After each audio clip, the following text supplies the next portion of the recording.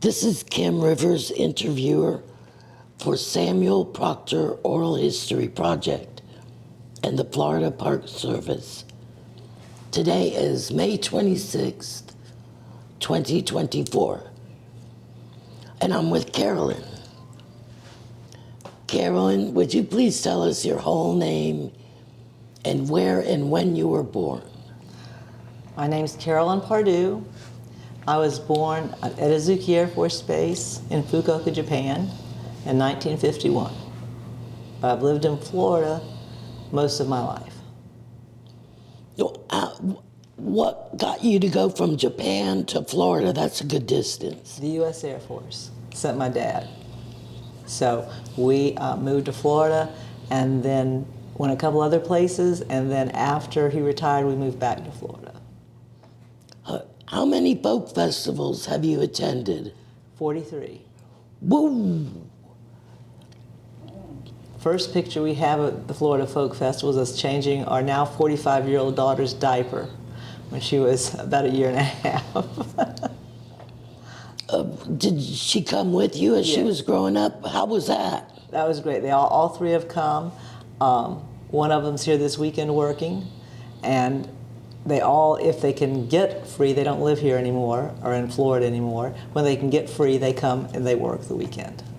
When you turned 16, you had to volunteer. So 43 folk festivals. Yes. Surely some things have changed and some things are the same. That's true. The campers don't have to clean the bathrooms anymore. We used to have to clean we got 2-hour shifts every day. The bathrooms stayed cleaner because we knew who was supposed to be cleaning them. So that's been a big change. The festival's grown as far as stages. There used to be the old Marble, the amphitheater, Song and Story, and the Azalea, which was over in the woods where the workshops are now. That was pretty much, and the storytellers who were in the auditorium. I think there were just 4 or 5 stages then. In the intervening years, we've added Will McLean here, which became Will McLean. It was Song and Story and run by the South Florida Folk Festival. And then we added Gamble Rogers stage, which was first Under the Oaks, and we added the Pawpaw stage. And that was exciting because that was when actually the park director found a mobile stage in a surplus warehouse. So they dragged it over here, and now we have a really cool mobile stage that we can use. Since you were here for the transition to the Park Service, could you share a little bit about that time and what the change was? I can tell you a little bit. My husband can tell you all of it because he was involved in that. But when this was run by the Department of State, there was actually an office, a Bureau of Folklife that was here in White Springs, and it had a full staff, a folklorist, maybe 2 folklorists, and the staff that did the event, and they put the whole event on. It was all in-house. It was very easy. Then when the SNIT became, and the Secretary of State decided, who I liked, much people did not like. I liked her, but she did a dumb thing, and she decided to get rid of the Florida Folk Festival. She thought it should, well, she just decided to get rid of it. And that was right at our 50th year. And at the 50th year, there were a number of big fundraisers. My husband held one, 50 for 50, to raise money. And then I think it was a baseball guy, is that his name, Steinbrenner? Was he baseball? And he had lots of money, and he put money into it to make the transition to somewhere, to make the festival go that year. And then DEP stepped up. Nobody made them. They stepped up and offered to do it. And it was a huge change because the whole Bureau disappeared. And then you had the Department of State who just did the folklife part. And then you had the Park Service who did the park part, but they had never done an event of this size. So there were a few bumps and hiccups. There was a lot more use of volunteers in what before had had to be done by park staff or by staff exclusively, but the Park Service couldn't stretch that then. But the Park Service did step up, and for staffing, they made sure they donated to staff from other parks to come. And those staff came and filled in, and now it's going much better. But it was a rough couple of years. That was 51, and probably 51 through 56 were for a few tough years. But yeah, and it was really hot. We had a year, the first year that we changed, I think it was the hottest year, my eyelids sweat. I hate sweaty eyelids. But can you remember the times when the folk festival didn't happen in May? The only time I think it didn't happen was when we had the fires. I think it was when we had the fires, and the fires came, and they were so close to White Springs that the smoke and the air quality was really bad. They moved it to fall. And I think they called it was that the Bugaboo? Okay, it was the Bugaboo Festival. Howard has a T-shirt. He has a T-shirt, every T-shirt from 1981.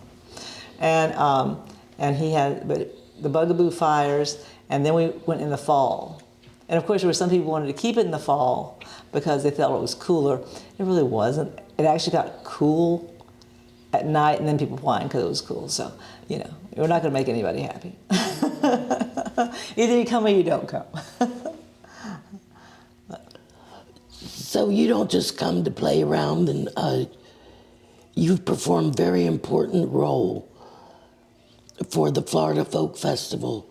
Can you compare what it was before you had a lot of responsibility, and tell us what your responsibility is now? When we first started coming, my husband's a musician. He didn't perform with anybody. We really came, and we did the little volunteer clean the bathroom jobs and stuff to camp. But mainly I raised kids. One year at our camp, at our little site with our folk family, in our camp site specifically, we had 18 children under 18. So we took turns. Shelley Harshberger, who was a storyteller here for many years and has passed away, taking care of children.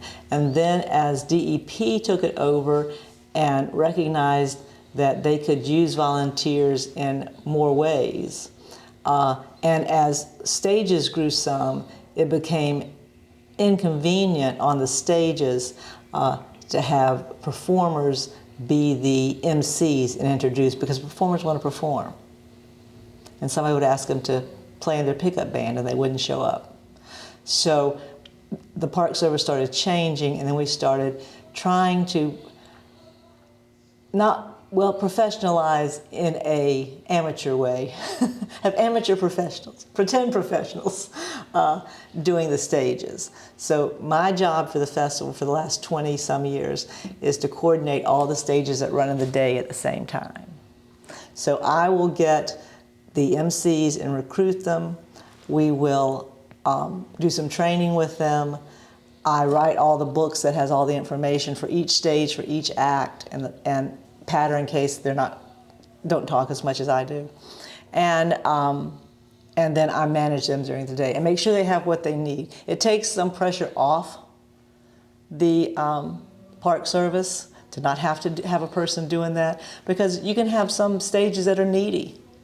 I mean, when we had the Pawpaw stage yesterday, this year in 2024, where the hurricane and the tornado hit the same place and took all the trees, you've got a lot of heat there. And that was a very needy stage at a time when the Park Service is trying to run a whole festival. So we were able to get our volunteers to go put up the tents, make sure there was extra water, make sure there were people there to take care of it.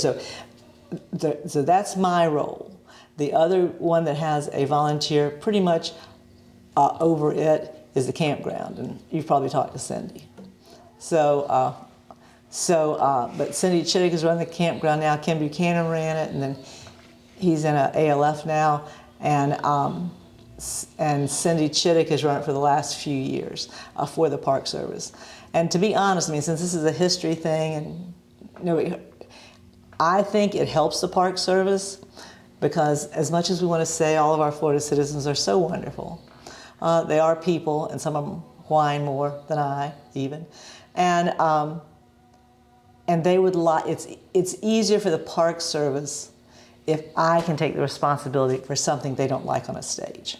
If I can say, oh, I'm sorry, that's mine. And if they go to you, Kim, and they say, Kim, do you know what this person did on this stage? And Kim can say, can you talk to Carolyn? it takes some pressure off for those people who are, maybe they're bitchy because they're hot, or maybe they just want to not be nice. But the fact is, I think part of the job of those of us who do some of the supervisory roles as volunteers is to protect the Park Service as much as we can from unnecessary harassment.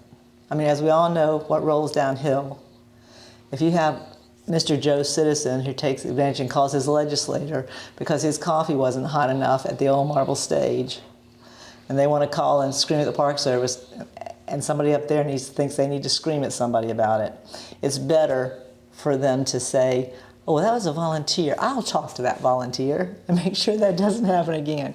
But take the heat off and let us take the heat. And I think that's really important.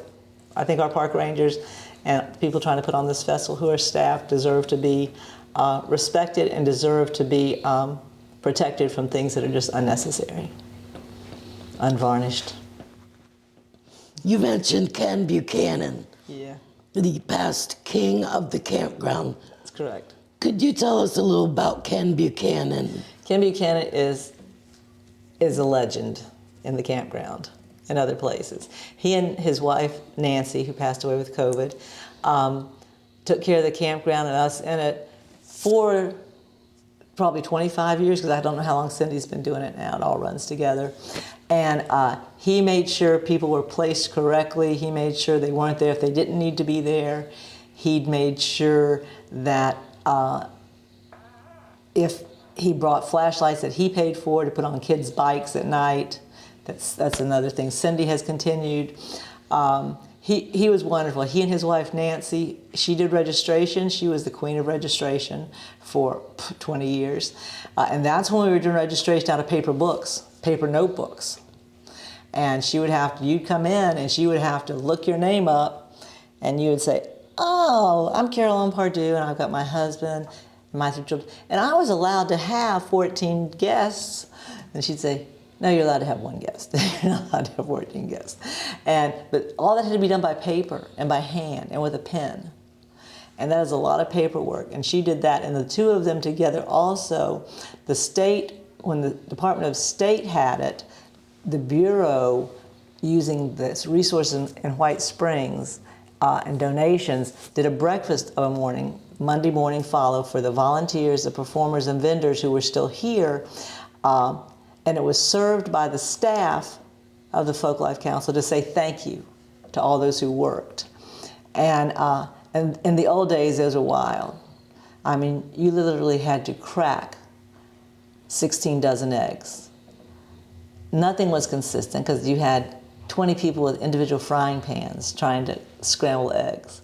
It was great. But when we lost the Bureau here, then they couldn't do the breakfast because the state's not allowed to solicit those kind of donations. The state couldn't pay for it. So the campers under Kim Buchanan and Nancy took over the breakfast. And what they did is same kind of cooking thing set up. Well, actually that's when all the eggs happened. I think Bureau did it better, but nonetheless. And but how it was paid for was they solicited donations as people came through the line. What would you pay for breakfast? So for the 20 years they did it, and the 20 years Howard and I did the breakfast, when they finished the breakfast they turned it over to us to do for 20 years, it always paid for itself, the campers. But the 2 cool things about the breakfast, and Ken started a lot of this, was one, he made sure that when the transition came, that it was still park staff who served the breakfast, so that the park staff could thank the volunteers and the performers could thank the park staff. And I think that was a really good thing, because as you all know, some things happen that you don't expect, and you get your nose out of joint. I get my nose out of joint at some people, I really don't. But when it's over, then you're just happy you were here. It was exciting to be here. So that made for some healing if there were any hurt feelings.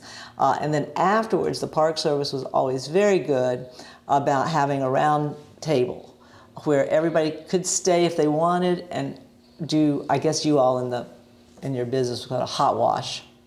What happened that was good? What do we need to fix? Blah, blah, blah. And sometimes some years that was very painful for park staff if people were really upset about something. And some years it was a big kumbaya love fest till you really thought you needed insulin. But the so that was an innovation that the park staff did that I thought was really, really good. And the breakfast right now isn't happening. We retired after 20 years. We were tired. And but we have a family that's looking like they want to pick it up. So we hope that'll start again. So you've mentioned kumbaya, which kind of goes with the word hippie. There are wild tales about the good old days when this was a big, wild hippie party. Can you enlighten us about that? I wasn't here then. I would love to have been here then. But I will tell you, I was driving my golf cart the other day, and I did not notice I was driving, because I wasn't paying attention. And I said, "Is this your first festival?" And this voice says, "Oh no, my first festival was 1970 something, whichever was the last year. Then there was a break because of the hippie thing."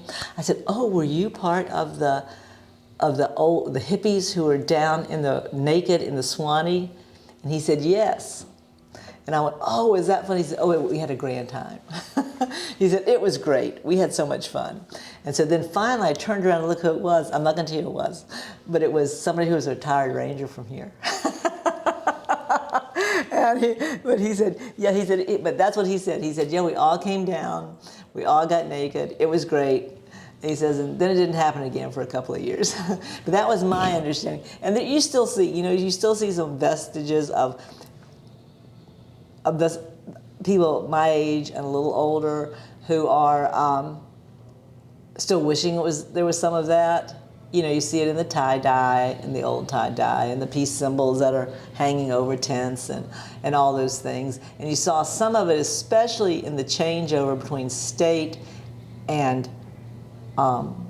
DEP. And I'm not sure, you all would know this, if it got larger, the festival, after that change. But the first time that DEP let the parkies know that they were going to have law enforcement riding through the campground on bicycles, oh my God, you would have thought that we were going to have soldiers armed in the campground. I mean, there was crying, there was wailing. I think they actually even tried to burn the Secretary of State in effigy. I mean, and all of that has died out. But there was those last throes of the people who really wanted that to stay and be like it was. But that was what I remembered. I just thought it was so funny that I ran into somebody, and that it was somebody when I looked at him, I went, "Ooh, I know who you are." I bet your boss never knew you did that. I'm not telling you who it is, Kim. I'm guessing. So the campground is a pretty unique experience. It is a unique experience. I think the campground is, and you can tell that by the number of people who try to sneak in and they say, "I promise I'll work really hard if you will let me come a day early." So some of these people, I know them, and they haven't worked hard a day in their life, and they're not going to start by doing the work that we do when we come in. But it is a unique place. And again, when DEP took it from a big open field to the individual campgrounds, the moaning, "Oh, you're destroying our community. Oh, you're isolating," I don't know, all this weird stuff. But people have adjusted. And I can tell the campsites in this campground, I think there are 130 of them, is that right? 145? No, just 45 official campsites. Oh, okay. Is that right? Whoa, doggy. Okay, well, those campsites, and so go ahead and correct me, that you could have 2 families on a site if I just rent it, or 2 tents, or... Oh, during normal times? During normal times. Sure. Okay, you can have, but it's limited. Our campsite this weekend, same size, it's really only allowed to have 2 little tents, has a 28-foot RV, my 17-foot RV, has 15 tents, and has 5 car campers. And we're still within the confines of our little space. So it's easier, and Cindy is right next to us, the campground, and she brings workers who work there tails off the whole weekend. And she has, I think this year she may have 20 tents up. And they don't have any RV people. And so you go from a campground with a maximum of about 135 or whatever people it's supposed to have, I don't know, to 500 or 600. And while nobody ever whines. I mean, you know, we whine about everything back there, but you don't whine about the fact that you're eating dirt with your friends. And it's easier now because the tents are made with those little bendy poles, and you don't have to stake them down. But for the 50th, I think there were 1,200 people in here. I think Kim Buchanan counted, and we had 1,200 people in the campground, and you couldn't walk between tents because you tripped over all those, the stake rope things. And so yes, it's very unique. Last night they had the sparkle party, which started last year. You dressed up sparkly if you wanted, and they had a sparkle queen, and there's a trophy that, depending on how you look at it, is gorgeous or really hideous. And it was so popular last year, there were 200 people there last night, I think. And there were about 75 of them who participated in the thing. And then they did a parade through every loop at the campground. I went to bed, because it all starts at midnight. But we went over there because our daughter participated also in the sparkle contest. So there are unique things that happen there. They didn't do it. Yesterday was Saturday, right? Okay. They didn't do it last night. They didn't have the sing in the bathroom. But they had a bathroom sing where as many people as you could fit in the bathrooms over there, you put them in, and then they sang at midnight. Sang hymns, didn't they, or gospel? No, just some of the folk songs. And I don't participate in midnight things, so I didn't go to those either. But now let's talk about bathrooms. The bathrooms are the most interesting thing about the campground. 45 years ago, there was one bathhouse in the campground. We didn't put 800 people in there then, but we probably still put about 400 people in there. And we did clean them. And they had, 5 stalls, but sometimes had a shower curtain. 5 showers, some of them had a shower curtain, and 5 stalls, and a septic tank. And there were 2 things about the septic tank. The one we learned our first year was we couldn't understand why nobody was parking in this one place, and so we went and parked there. The septic tank had an above-ground cap, and it had a blowhole. And if it got full, the blowhole blew. We learned our second day why nobody camped there. But the other thing was the South Florida people who had never heard of a septic tank, who didn't understand that if the honey truck didn't come and pump the septic tank out at least 3 times a day, nobody could take showers because it would blow. And getting South Florida people to understand that you couldn't take a shower because you had to wait till it was pumped was really hard. And if you wanted the toilets to last, you could follow the adage, and it was written inside every stall: if it's yellow, let it mellow; if it's brown, flush it down. And there were bags for the toilet paper because you didn't want anything in that septic tank. So the bathrooms have always been a really interesting part of the campground life, is how do we do that? I'm in favor of us going back to the campground people cleaning the bathrooms. I am a minority of 1, probably. Yes, and I think Cindy would be good with that too. We would just have somebody who was an enforcer. And Kim Buchanan's too old to be the enforcer. He would be the perfect enforcer. But we'd have to have an enforcer for that. So, but that was a fun part of the campground. Yeah, it's a unique place. There are people there that my children, there's a young man there we only see during the festival, and we've seen him ever since he and my daughter were 7. I don't know how he knows when she's here.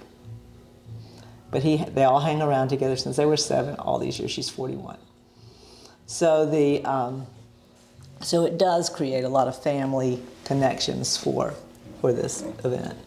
Wow, these are a lot of memory things. They're treasure. It's really a lot of stuff. So a lot of us refer to the folk that keep coming back and go to folk festivals during the rest of the year as the Florida folk family. If you were to describe this family, what's the Florida folk family like? the Florida folk family. I would probably look at it differently than the people who go to a whole lot of different festivals. But I think that the campground is the Florida folk family. Yeah. And I'm not going to say, no, I'm not going to say that because I was going to say tribes, but that's not right. That has a negative connotation right now. But there are, not cults, but there are families who say, you'll find the same people trying to camp in the same area every year with their people. And when you have to, and I can hear myself, we had our own little group, and then because my husband now performs in a band and with some dancers, he added them a few years ago. It took me a couple years to get over that because they're there. I like every one of them. I've known them for a long time, but they weren't our little family. But now we've all included our family, and our family is all grown, and we're all doing much better. But I think that's what happens, is that the family, it's not one Florida folk family, it's a bunch of little families who, and a lot of them are people who would never be friends outside this festival. Their lives are way too different. Their politics are way different. You know, they would tolerate each other, but they come from so disparate, faraway places they wouldn't see each other. But coming here, it's a whole different thing. All that is put aside, all to be here together. And I think that's cool, you know? And what kind of experience would a newcomer have if they came to join in? In the campground? In the campground at the yeah. Well, we had a newcomer, had really cool tents over behind us. And the first thing I did was told her kid to get out of a tree or they were gonna have to get out of the park. I think it's cool. I think all of us, I don't think anybody intends to turn a cold shoulder, but I think we have to make efforts to go. So I went over there, especially since I was the one who threw out another tree. And they tried to have an open fire and flame in which Cindy had to go fix. But I went over and met them yesterday. They're lovely. You all are going to use them for something else, I think, because they're going to apply. But it takes a little while. If they stay with us on our area next year, then they'll move closer into that circle thing. But you know, it's probably like any other time. Who are the newbies? Why are they here? Do they really care? But you know, it used to be even worse. It's much better now. Back in the day, the first time somebody brought a camper, an RV, it wasn't a tent, you would have thought hell had frozen over. I mean, it was, Frank Thomas, I don't know if it was Bobby Hooks or Don Grooms, whichever one it was. I mean, they practically hounded them out of the campground. And there was going to be no vehicles in there that were campers, RVs. Of course, then they all got old and they all had their RVs. There's been a different tune sang the last few years.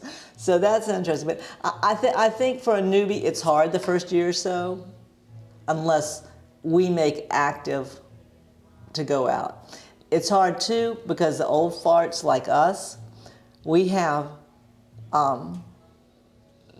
all say we want the young people to come in and to do things. I do want the young people to come in and do things because I think you can merge all of what you're trying to do here and the new kind of folk and the new kind of country and the new kind of gospel. I think that can all be merged and still save each of them. But there are some diehards who are just determined. And I finally said to somebody the other night, okay, well, there are about 10 of you left that care about this one thing, and you're all going to die. And you haven't done anything to make sure the young people incorporate what you've lived for all these years into what they're doing so it's important to them that a part of it survive.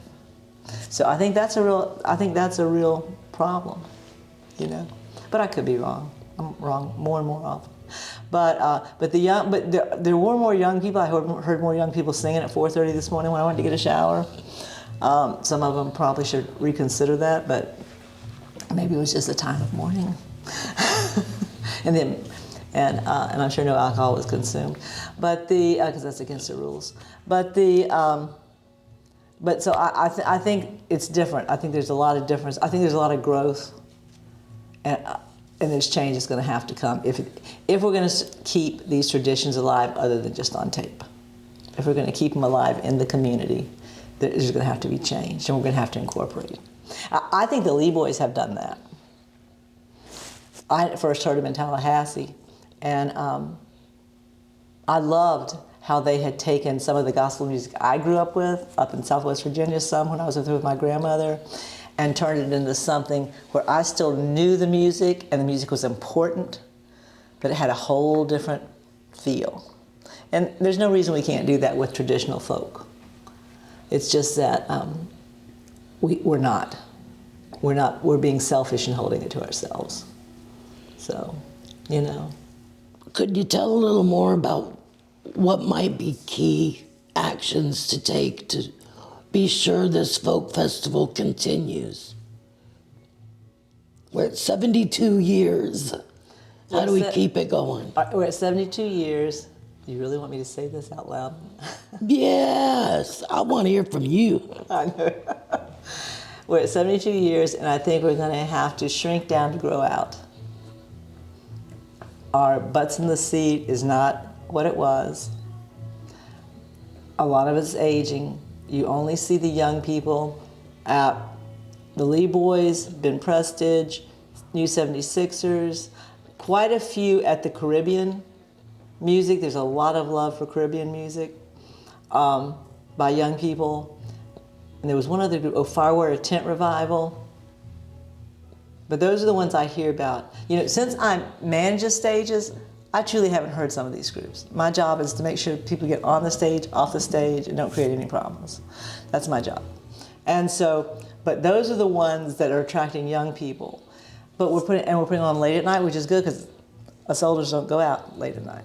But I think we're going to have to shrink it down to smaller, and give them bigger parts in workshops and things, and maybe even to the point where we say, okay, we're going to have a contest. Here's 5 songs that are really important in Florida. Here's a Will McLean song, a Bobby Hicks song, a Don Groom song, or whoever else song it is. And we're going to have a contest. We want you to take it. I just made this up, so just so you know, I'm just making this up. We want you to take one of these 5 songs and incorporate it into your music. Because then they're going to start seeing how they can do that, I think. And they can make it their own. And but I think we're going to have to shrink down and grow back out. Because otherwise, somebody's going to look at us and say, you had 10 stages and 2 workshops and you only had this many people in the seats. No, that's not good. That's not a cost-effective thing to do. So, but that's just me, and I've said similar things for many years. Well, with good luck and hard work and a lot of love, the festival will keep rambling on. It will. Yes, and you know, the word, and maybe that's it. Maybe I expect too much because I want it to grow. I like the word you use, ramble. Maybe that's what we just have to be happy with, is that, and maybe that's what it's doing now now that I've named all those groups, maybe that's what it's just slowly rambling on, and some of that change will just, what's that word people use? Organically happen? That's my eye roll word. And but maybe that is happening, and I'm just thinking it happened too slow because we're so big that I'm afraid our size will crush us and create a problem. And I don't want that to happen. My girls love it. Even my daughter in Philadelphia, until the kids had to pay for tickets and it cost $4,000 to get down here, they came here every year and brought the grandkids. We had all our grandkids here a couple years ago, but they can't afford to do that every year. But I want it to be here for when they're bigger. So I hope so. So here's a fun one.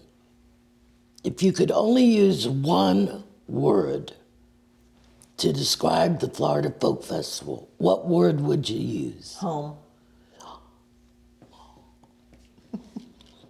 Aw. So you're at home with family. What would you think is the Florida Folk Festival family motto? Oh, I would not give a guess.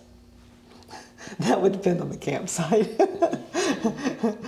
How about your campsite? Oh, our camp. Oh, I don't know. I'm not good at mottos, Kim. I'm just barely good at surviving when we're down here. but But I think that, I mean, I have to stick to the family thing and have to go back to the movie that was before most people were born with Robin Williams and Nathan Lane and go, we are family, you know. That would be our campsite is people we met here from North Georgia 10 or 12 years ago. Their whole family volunteers, all their kids, even drove from Maryland. Their kids did. Our family includes my new son-in-law, who is first-generation Filipino and hates bugs. Really hates ticks. And it includes all these dancers, and it includes old-time musicians, pre-bluegrass. So we are a tremendously diverse and not always inclusive, not to be confused, but that family is one that has taken some pain and to get together because we weren't naturally drawn to each other. It just came here. When we come here, we're pretty different than when we're out in the world. So a lot of folks, including you, make some sacrifices and give effort to being here every single year.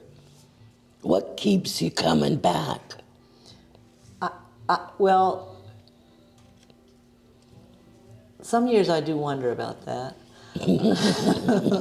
There have been those years, but I do think it's something that we value tremendously in our house. Our girls, we had to teach them what Memorial Day was really about because they thought Memorial Day was about the folk festival. My dad, former military, had to disavow them of that. You know, that that's not what it was about. But you know, it's where we want to be, and as much work as so many people do, and as much volunteer work as so many people do, and the performers and with the performers, as much as I tell them I really don't like them sometimes, I don't know what else you would do if we didn't have it to try and continue with the kind of friendships and things that then can carry you over in your heart for the next year. I really don't. I mean, 43. I can't imagine. Howard and I've been married this year 49 years, and I can't imagine what we would have done all those years without it. I mean, it's made our lives better. It's made his life worse when I'm doing the notebooks and I'm screaming and whining that I never want to do this again. But it has made our lives better, and I think if people get involved, then it makes their life better. Well, tell us about your husband, Howard, and his involvement. Well, I will do that, and I hope that you guys talk to him because he knows lots. But you know he talks slowly. But Howard is now plays in he has 3 gigs today. And he is an old-time banjo player. His involvement with the festival was us coming down, and he was trying to remember yesterday because he remembered when he had his first T-shirt from, and he has all of them. But he started really, we just came down and volunteered and did our thing, and then he got on the Folk Life Council, which was part of Secretary of State's office. And that's where he really learned so much about the festival, so much about Florida folk, and what was being done to preserve it, not being done. And that's also where he and some grown-up men, who it was very clear did not really understand the concept of graffiti. When they came down here and somebody had laid a new pad of concrete under a water fountain or something, and they decided to draw a picture, and then they signed their names, their own names. And ended up having to pay to have it all replaced. I'm like, you are grown men. But so he's volunteered. He's been an MC down here. He's seen some of his idols down here and taken them to dinner. He's been on the council. We're sponsors of this and the Festival of Lights. And now he's doing what he really loves to do, which is play banjo. And he's 81, and all I want him to do is play banjo as long as he possibly can. But his group is very good, and his group has young people in it. He's sort of like the grandfather, and they all sort of treat him like that. Everybody else is under 40. And And so the fact that, I mean, he feels very privileged that they continue to want him to play with them. But that's a sign of a group who's gotten back into the old-timey, and they appreciate it, and they're young, and they will carry it on. So it's been a good merging. He's very good. But he knows about all the minutiae stuff about folk stuff. I just know how to help with the stages. So most of us have at least one person that really helps us a lot when we are volunteering or playing our role at this festival. Who would that be for you, or has it been for you? It's always the Rangers, always the Rangers. And like I told you earlier, I was so happy to see somebody, I saw her first time before she was a real Ranger, and now she's a full Ranger, and to see her grow into that position, which I think, which from what I see is good. But mine would be 3 people who are down here who help me in the day-to-day make the stages run, and that would be Peter Shanks and Jim Ellis and Andrea. Those would be my 3, because they're the ones who make sure when I call that I have tape and I have, a 100-pound fan that I can't fit in my golf cart, and they ignore that I have a table on the top of my golf cart because I'm trying to get it someplace. But I know that between the 3 of them, they will find a way to help me get done what needs to get done on the ground while I'm here. So there isn't a lot of time when you're not busy. No. But in those moments when you're not busy at the Florida Folk Festival, what do you like to do? What do you do with yourself? I hide in my camper and read. Turn off the radio, turn off the book. Turn off my phone. But today I'm going to do something, because I found out that those new people, who we would like to include, are doing quilting down the Old Marbles, and I quilt, so I'm going to go down there and see what it is they're doing, because I think that's pretty cool. And I like to buy earrings. But mainly I just like to walk around. I don't need to hear things. I just need to walk around and be part of it, because this is a special park to us. We went from a pop-up for 25 years till it stopped popping. And got a little trailer, and it's a little 16-foot, and it's great. And I had always, we'd go someplace before, and people would say, and they'd have huge trailers. Oh yeah, I live over in Lake City, and the furthest they'd ever gone was here. And somebody says, well, where do you and Howard take your camper? And I went, we take our camper to White Springs. We're 2 old people now. So we go to see grandchildren out of state, and we come to this park. That's our travel, because this is a place we feel comfortable. But people ask us to buy a house here. They showed us 2 or 3 houses in White Springs. They said, you all should buy a house here. You're so much. And we said, no, we walked around town, and we realized that we knew more about the people that lived on those 2 blocks than we knew about our neighbors we've lived next to for 40 years. So we don't think we need to be here. But it's just a great place to be. So now I can shut up. No, don't shut up. Loving it. Can you remember Ann Thomas for us, please? I did not know Ann and Frank Thomas very well. Probably Frank. I got to know them a little bit more when I emceed for the town of White Springs Wild Azalea Festival for 5 years, I think. I came down and did that. And they were always very delightful. Frank was one of the first ones who did not want any RVs in here, which was so funny since he had that big one at the end. But he didn't want any generators, but he had a generator at the end. But they did make time to try and teach children their songs, so they had a love of Florida nature and history, and I think that was invaluable. But they did a lot, and they had a whole following, just like Will McLean and Gamble Rogers. They had a whole following that when Frank was sick, I know after Ann died and when he was doing so badly, I think some people went down and actually rebuilt his house for him and went down and took turns staying with him. So he had a true impact on the state's music and its folk culture.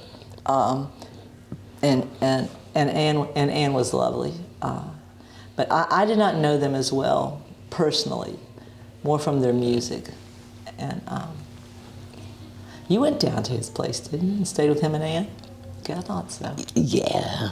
I thought you did. Yeah, their family. Yes. I thought you did. I know Nancy and Ken did. And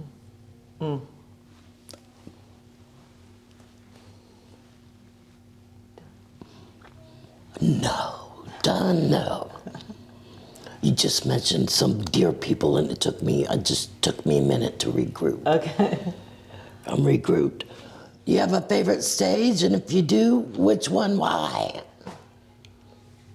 Well, if I had a favorite stage, it would most likely, it would have been the pawpaw until it got in the sun. But I like the Dance and Heritage stage. I mean, I think that's where a lot of the action happens, where we really see a lot of the culture of Florida. You know, when Elaine sets that program, she makes sure, I'm sorry, I do have to look at this in case it's a stage.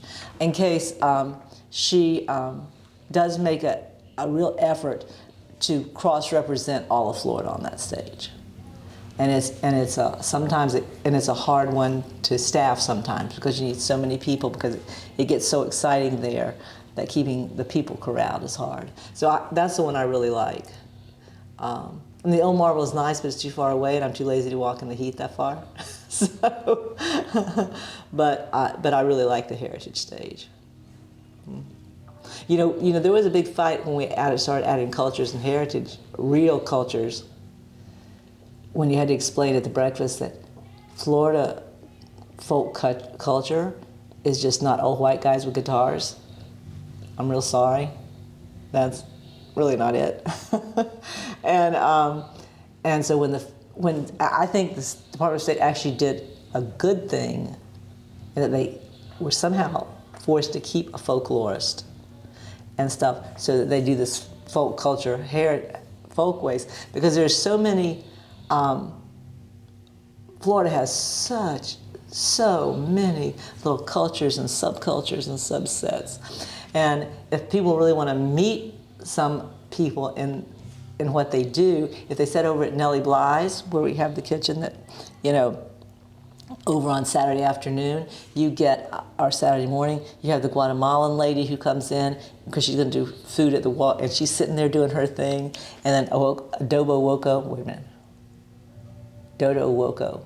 They come in, the Caribbean group, and they cook for their people, and their people they brought with them, and then you can have, you know, Steve Lowe coming in and doing a little thing, but people run in, heat something up, and you can meet all the different cultures in an informal place. I mean, we don't want people to go over there like it's a stage, but I've met some people that I would never have gotten to talk to, you know, and they're really, so I think that's one of the best things we've done is that Florida Folkways thing. But that's, you know, that's because I like people, to know what people are doing. I'm nosy. I want to know what their life is. What's your life? But I may not know their names. And Mr. Dodo Woko, sorry, I can never get that right. He and I don't know each other's names, but we know each other from 3 years of being in that kitchen together. And, you know, and I think that's just wonderful that we get a chance. There's still too many of our old folk people like me who are still caught too much in that culture and don't go outside that group. But that's on them. That's not on the great state of Florida, and it's not on the Park Service, it's not on the cultures of Florida. It's on them for limiting themselves. And too bad for them. Is there anything I didn't ask you about that you wished I'd asked you about? I don't think so. I mean, this has really conjured up some memories, you know. I think this is a unique event. I think it's grown in some good ways, and I think that it needs to be continued, and the history needs to be preserved of it too, when you can find people who know different levels of the history. Because mine is going to be way more at the operational side, and there are some people who know more of the real cultural things, and those are people who really need to be talked to. And I don't know, you know, Kim, was it Amanda somebody? Howard would know her name. That was, well, John Kay, of course, was the big folklorist. It was Amanda. But she did a lot of the bringing all the different cultures in. And if she could be talked to, she could probably tell you how some of that happened, because we were still pretty limited. It was sort of like giving a token blessing to, yeah, see, we have cultures here. We have a tent, and we have somebody who doesn't look like us here. And she started making it coherent programs, I think. And somebody like her needs to be talked to for that level of detail, because she was really good. That's all I know. Well, all I know is you're wonderful, and I'm glad you agreed to do this. Well, thanks for asking me. Now I have to go back and cogitate on all this. Well, do your cogitating. But you know what's good to have? It's good to be thought of, because in the heat of today, I'm starting today thinking, thank God it's over today, because we've been working so hard. But now doing this, I'm like, well, cool, it's time to do something more. When you bring back the good memories, and that's good. Okay, turn it off or I'm gonna cry. Thank you for being you.